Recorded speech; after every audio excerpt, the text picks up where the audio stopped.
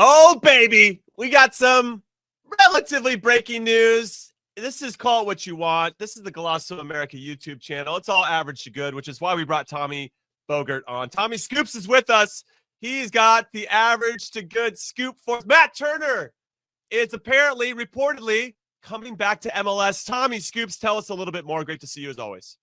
Average to good. That's right my level. It fit right in. So you guys are selling yourself short. Sorry for bringing it down. Matt Turner, everything is in place. Everything is on track to return to the New England Revolution on loan. This is a very complicated deal that they've worked through. All the pieces are in place. The dominoes just need to fall. And for what we've seen for the last 18 months of Matt Turner's career in Europe, the dominoes aren't always falling for him. So I just want to be careful to say that everything's in place. It's a very complicated one. Really well done by New England to get it to this stage. And same thing with Turner. The deal will be a one-year loan from Lyon. Lyon have been fighting with Nottingham Forest to try to get out of the deal that they signed Matt Turner to, I don't know, a month ago, because John Textor was the president. He drove the deal. John Textor leaves. Lyon say, actually, we don't really want to sign you. They try to take Nottingham Forest to court. It ends up where he's going to, the transfer goes through to Lyon, and then Lyon immediately loan him to New England for a year.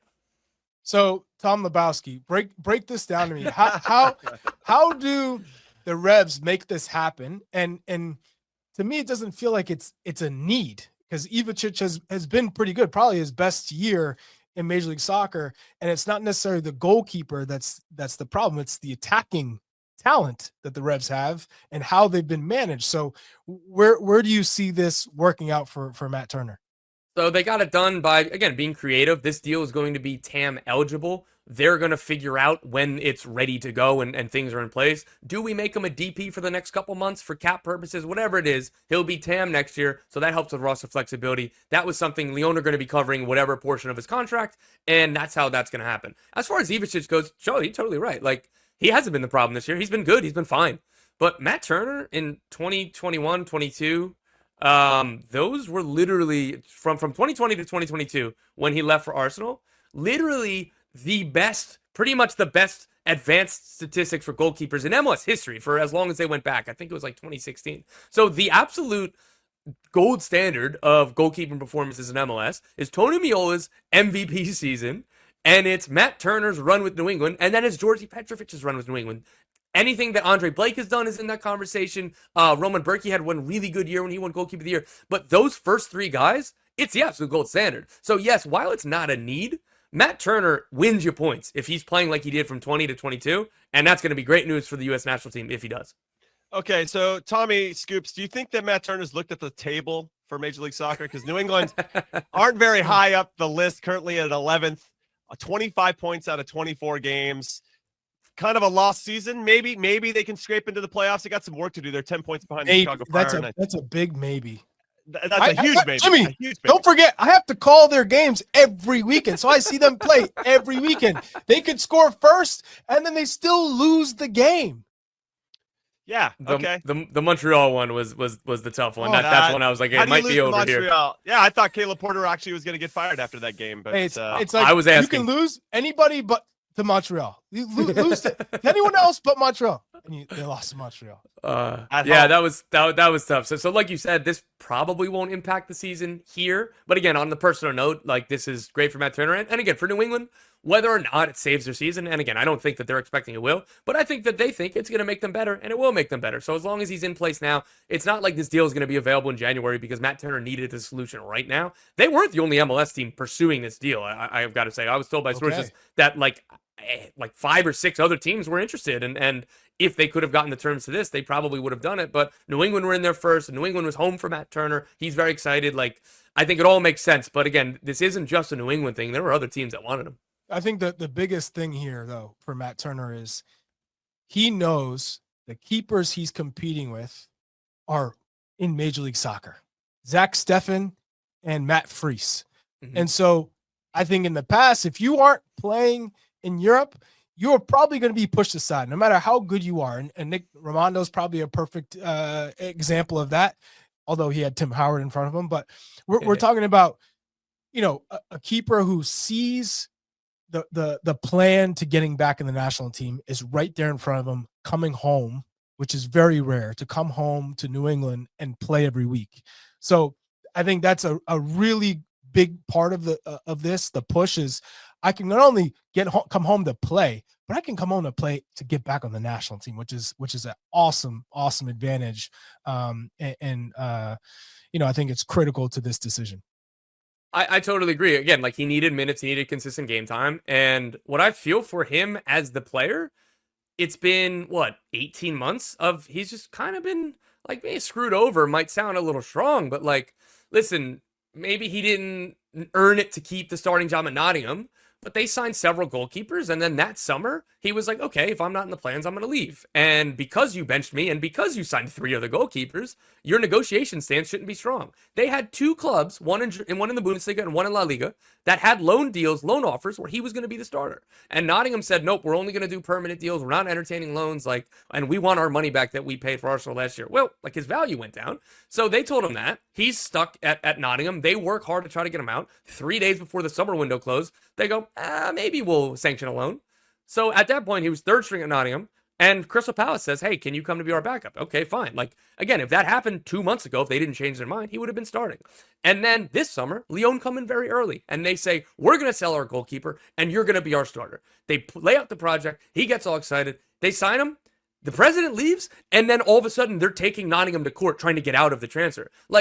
He has done no wrong in any of, he's just being pulled left and right by forces out of his control. And I feel really, really bad for him in that sense. So again, I just hope that there's no more surprises, that there's no more people acting maybe irrationally or people changing their mind. Again, everything's all set, but Matt Turner, the human being, deserves this to work out and work out well. So what you're telling me, Tom, is that he's been kicked in the nuts at a couple clubs, a couple different situations, and now he gets to play for the New England Revolution. Don't tell me that's not another kick in the nuts, boys. Oh, you're sick. You're sick, Jimmy. This is a redemption story right here. He gets to come back and play, and then maybe he gets them into the playoffs because he wins them games. Well, that would be something else, and obviously would help his standing within the U.S. men's national team. So yeah, Charlie, this question is for you then.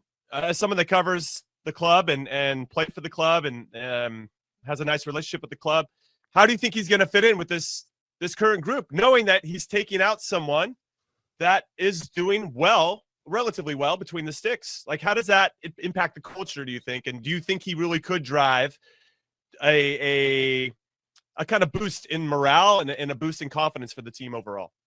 Well, I think it's going to be an interesting dynamic with Alija Ivičić, who has done really well, to now be the second string, the backup, and whether they trade him and get something out, some value out of him because he has done pretty well, or he's there. Either way, I think for Matt Turner, he comes in and he's going to give them a structure and he's going to organize that backline because the backline has been in shambles, to be honest. So. One, you have that. Kevin Hitchcock, the goalkeeping coach, he is a magician. He is a incredible coach. Think of what he got out of Matt Turner, what he got out of George Petrovic, and what he's gotten out of Ivičić, who came in with his tail between his legs, and now he's back to being a consistent shot stopper in this league. So I think that's going to be really important for Matt Turner, and just his life off the pitch. His wife is going to be happy. His kids, he's got a support system. He Andrew Farrell is one of his best friends. You just, when everything is going well off the field, it really helps you focus on the field. And so when you throw in a top goalkeeper coach, you throw in the understanding of the organization and his strengths that can help this team, I think it's a win-win. All right, so New England Revolution, only one win in their last 15 games in all competitions. That win was in Montreal, where they had to get a red card early on that game to end up winning that one 3-0. So Jimmy, they've been terrible at home. That's the worst part about this is they've been okay away from home, but at home, at Fortress Foxborough, typically teams come, they're like turf. It's a huge, intimidating football stadium. You're like, I hate being here. Oh, I played there. They come in. They come in with a negative perception. You're like, oh, we're gonna wipe the floor with them. They are terrible at home. Teams come like, hey, we can beat this team, even though we don't like coming here. Yeah. We can beat this team on the turf. Like that. That's not a good look. That's not a good look. It's not a good look. All right, so I'm going to throw this last question to you, Tommy Scoops. We appreciate your time. Thank you for coming on and helping us break some news here on the Glosso America YouTube channel. Let's predict where you think Matt Turner is going to be a year from now. So after the World Cup, what has he done at New England, and is he our number one based on how he performed in MLS? How do you see that all playing out? Give us the Matt Turner story in a year's time. This is it's gonna be a cop out, but like I think we're gonna talk about Turner, Freese, Steffen, and maybe Schulte, maybe, even though he wasn't good against Toluca, but he's still kind of in the mix. We're gonna be talking about Turner, Freese, Steffen. I think every 2 weeks. Like today I'd probably lean Turner, but in a month from now, maybe it's Freese, maybe it's Steffen. I have no idea. No shot for Cochin and no shot for Gagasonina, you think? Gagasonina, no. Yeah. Cochin, again, he's unless that he takes a loan to play first team football somewhere, I don't think that you can realistically kind of put him in the mix if he's just playing for Barca B. And again, he's an extremely talented kid. And again, I don't mean to be so dismissive of Slonina. It's just those players are not playing week in, week out at the level that the 3 ahead of them or 4 ahead of them are going to be playing at. I know. You're sad. We've come to the end of the video. But if you want more average to good content from your favorite former U.S. men's national team players, this is the channel to make it happen. Go look at our other videos. Go look at our playlists. And if you want more of the content, the best way to make that happen is to hit like, hit subscribe, and then turn on all of your notifications so that you do not miss anything that we drop or when we go live or whatever it may be. We appreciate you. Thank you for watching. We'll see you next time.